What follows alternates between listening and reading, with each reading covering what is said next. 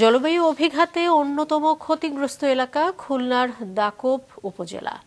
প্রতিনিয়ত বিরূপ পরিবেশের জন্য খুলনার উপকূলীয় এই এলাকায় মানুষের জীবনে একসময় ছিল চরম দারিদ্র্য, কিন্তু কৃষকের জলবায়ু সহনশীল কৃষি পদ্ধতির চর্চায় এখন সেই গল্প বদলে যাচ্ছে।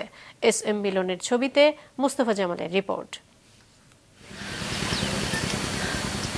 চারপাশে সবুজে ঘেরা লাউ, বেগুন, ঢেঁড়স, কুমড়ো আর উচ্ছে ক্ষেত, আর মাঝখানে মাছের ঘের। চোখ জুড়ানো এ দৃশ্য খুলনার দাকোপের চরডাঙ্গা গ্রামের। এভাবে কেবল এই অঞ্চলের বিরান ফসলের ক্ষেত সবুজ হচ্ছে না, স্বাবলম্বী হচ্ছেন স্থানীয়রা।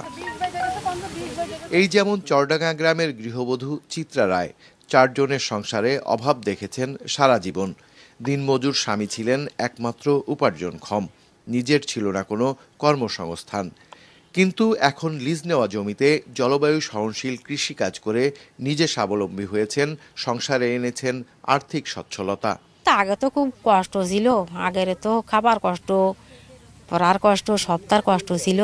আমাদের তো একজন মানুষ ইনকাম করে কতই চালাতে পারে। আমাদের যেরাম দেখা গেল স্বামী স্ত্রী ছেলেটা সেও কাজে আসতেছে, সহযোগিতা করে।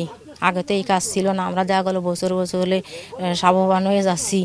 চিত্রার মতো জলবায়ু সহনশীল কৃষিকাজের মাধ্যমে নিজের ভাগ্য বদলেছে তিলডাঙ্গা ইউনিয়নের বাসিন্দারা। বিশেষ করে নারীরা তাদের শ্রম, মেধা আর অদম্য ইচ্ছাশক্তিকে কাজে লাগিয়ে সৃষ্টি করেছে দারিদ্র্য জয়ের দৃষ্টান্ত। আমাকে বাড়িওয়ালারা যাইতে আসছে ইসি কয়েরাটে কাজ করতে, আর আমাকে মহিলাকে কোনো কাজ ছিল না।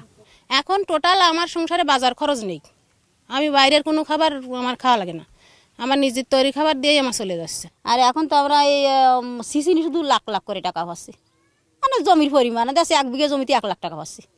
আর্থিক সচ্ছলতা আশায় কমে গেছে অপরাধ প্রবণতা, বেড়েছে শিক্ষা গ্রহণের হার, বেড়েছে এই এলাকার মানুষের জীবনমান, বলছেন জনপ্রতিনিধি ও বেসরকারি সংস্থার প্রতিনিধিরা।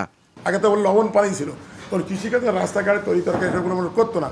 ইদানিং কিন্তু মানুষ কৃষি তত্ত্বের উপরে চাপ দিচ্ছে, আর সেইভাবে আমরা এটাকে ডেভেলপ করে আসলে কৃষি তত্ত্ব সার্ভিস দেবো, তাই জনগণের সুবিধা হবে, কৃষি অফিসের লোকজন আসবে।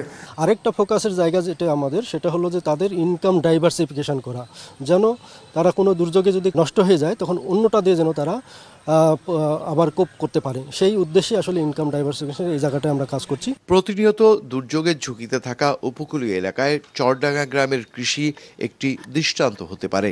তবে উপকূলীয় এলাকার মানুষের নিরাপদ জীবন নিশ্চিতে টেকসই জীবিকা আর জলবায়ু সহনশীল অবকাঠামো নির্মাণ ও দুর্যোগ ঝুঁকি কমাতে সরকারি বেসরকারি পর্যায়ে আরও বেশি উদ্যোগী হওয়ার তাগিদ উপকূলবাসীর।